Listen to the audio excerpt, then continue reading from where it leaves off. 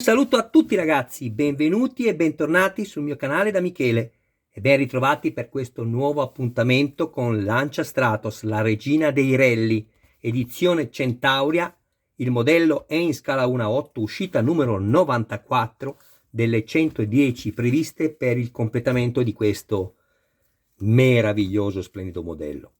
Non c'è uno di noi che lo sta facendo e può dire il contrario in maniera oggettiva. Adesso, prima di procedere a farvi vedere quello che trovo in questa nuova uscita, saluto tutti i miei iscritti volutamente e doverosamente. Grazie a tutti ragazzi del vostro supporto. Alle persone invece che mi guardano ma non si iscrivono, è fondamentale che ne dobbiate avere il piacere. Iscrivetevi al canale, attivate la campanella, sarete così aggiornati su ogni mio nuovo video pubblicato. Date anche un'occhiata alla playlist dove potrete trovare altri modelli e non soltanto di auto. E infine, se ci fosse qualcuno interessato al montaggio del proprio modello, mi contatti privatamente. Grazie. Ecco qui. Prima di farvi vedere quello che è contenuto all'interno, vi volevo attenzionare su una cosa. Molti di voi mi scrivono dicendomi, da un momento all'altro salta nel cubo box il mio gatto, dicendomi: ma Michele, le ruote convergono verso l'interno. È normale ragazzi, è normale. Se alzate una macchina reale, le ruote convergono verso l'interno. Quando andate a farle ammortizzare, verso l'esterno. Quando andate a farle ammortizzare, guardate cosa fa la ruota. Adesso da così si mette diritta. Avete visto? È normale. Se fossero state messe diritte già subito così, una volta che andavate a farle ammortizzare, le ruote si piegavano. Praticamente avrebbero fatto lo stesso errore che ha fatto Hachette nella Ford Gran Torino di Starsky Hutch, dove se il modello lo sospendi così riesci a farlo ammortizzare. Diversamente provate voi a far andare giù gli ammortizzatori anteriori della Starsky Hutch e vedrete che non si muove. Perché? Perché hanno sbagliato le leve, come vi ho fatto notare più volte. Bene, all'interno trovo i componenti di aspirazione dell'aria e il tubo, sia il corrugato che questo in gomma, che è quello dell'alimentazione. Allora, guardate che dettagli. Anche questo non si vede, si poteva anche non fare, e invece guardate cosa ha fatto Centauria. Ha creato la ventola interna del eccolo, il mio amore è arrivato. Un saluto a tutti dal mio gatto tigrato europeo Michelangelo. Ciao amore mio.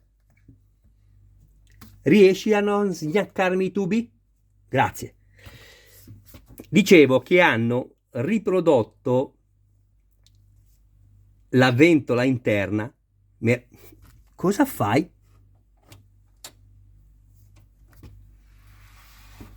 Stai fermo con le zampe. Sei terribile, amore mio, te. Allora, quindi questa ve l'ho fatta vedere. Poi vi volevo far vedere anche un'altra cosa. Guardate, non è un semplice tubo di gomma come a molti può sembrare. Questo corrugato è stato fatto così come è fatto quello reale. All'interno c'è una molla in acciaio.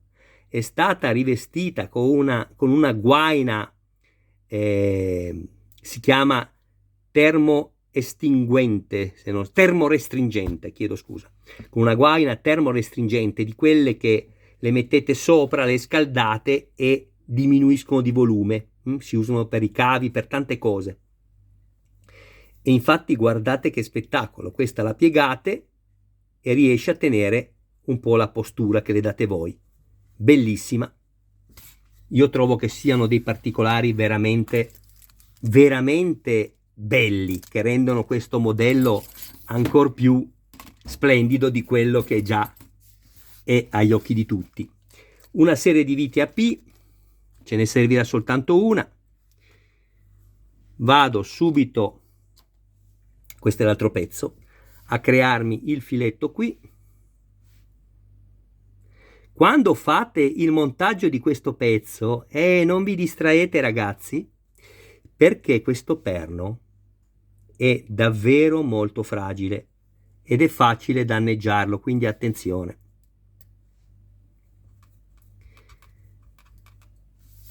Ci dicono di montare subito questo e successivamente andare a mettere questo pezzettino qui,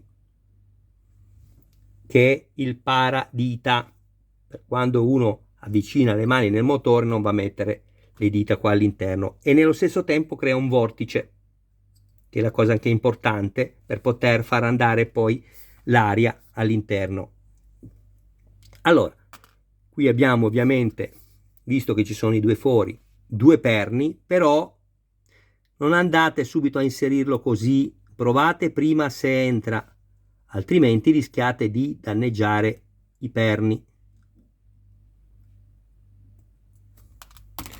Prendo il cacciavite con la punta più piccola, sempre attenzione a questo, dove andremo poi ad attaccare questo che avrà poi la funzione del cavo elettrico di alimentazione dell'aspirazione.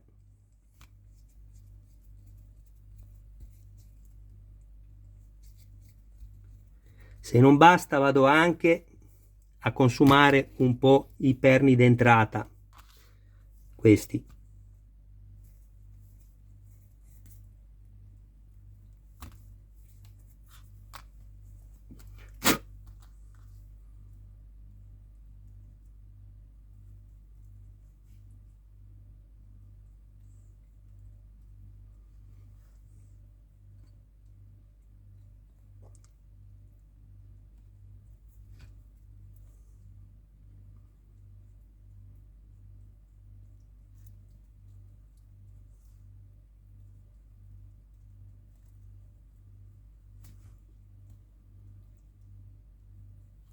È entrato perfettamente bene, però vi garantisco che è molto duro da inserire, quindi il consiglio che vi do è quello che vi ho fatto vedere di fare,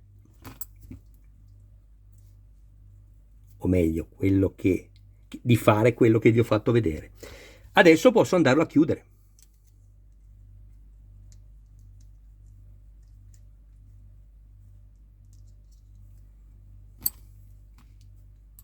Sempre attenzione al perno.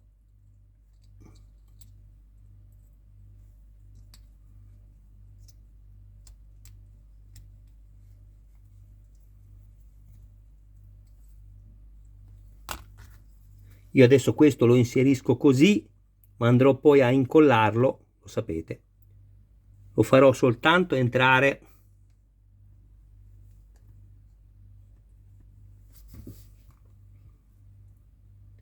qui, dove è più stretto, e mi fermerò lì.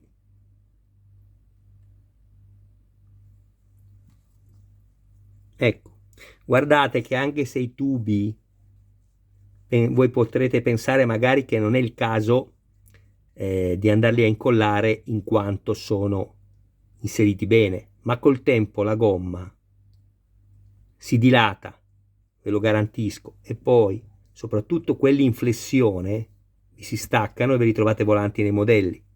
Quindi il consiglio che vi do sempre io è quello di incollarli e di non usare mai l'attack per incollare le gomme, perché l'attack cristallizza le gomme e poi le crepe si spezzano, quindi fate attenzione.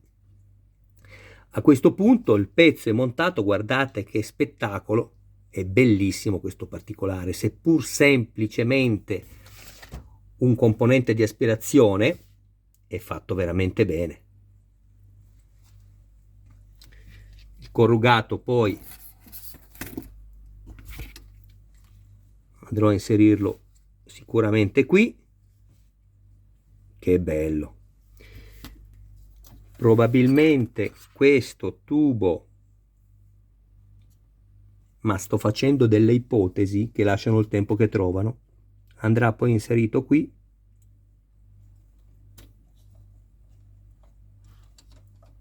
Ma non ne sono sicuro. E questo non credo che andrà inserito lì, ma forse anche sì, lo vedremo poi comunque in seguito. Vi volevo far vedere, e chi mi segue lo sa, il tubo che sono andato ad accorciarmi, questo trasparente delle trombe dell'aria, chiedo scusa, del clacson qua, delle due trombe che sono ad aria, e sono andato a tagliarlo almeno 2 o 3 centimetri perché era veramente troppo lungo. E adesso mi piace anche come gira qui, in mezzo alle trombe, vedete? È tutto perfetto e mi piace così. Bene, io vi ringrazio del vostro tempo, un abbraccio a voi e un saluto anche a tutti i vostri cari più cari. Grazie ragazzi del vostro tempo. Tu cosa fai? Ah, si sta pulendo, si sta lavando il mio amore. Ecco qui. Un saluto, dicevo, anche a tutti i vostri cari più cari. Andate, se avete piacere, anche a vedere il video dell'Audi 4, anche se lì c'è veramente pochissimo da montare anche in quell'uscita. Diciamo che le uscite più pestifere sono state quelle del cablaggio, dei cablaggi dei tubi, perché adesso tutto sommato quello che andremo a montare nei 16 numeri rimanenti di questa splendida icona automobilistica del mondo dei rally sarà sicuramente tutto molto più semplice di quello che abbiamo montato nei numeri passati. Bene, che altro dirvi? Da Michelangelo, il mio amore, qui è tutto, vi saluta. Ecco, le unghiette ho dovuto un po' spuntargliele perché, anche se sono contrario, anche senza volerlo, essendo un gatto che è domestico, sta in casa, le unghie non si consumano assolutamente sul pavimento liscio, non è asfalto, così come anche per i cani.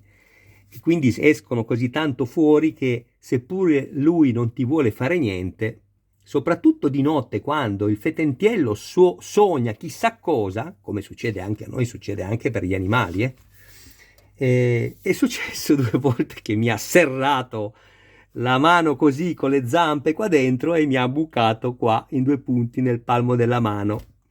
Ma mi ha bucato bene, però non si è neanche svegliato lui, È vero amore che non ti sei neanche svegliato? Mordi. Che amore mio. Ciao a tutti ragazzi, grazie del vostro tempo.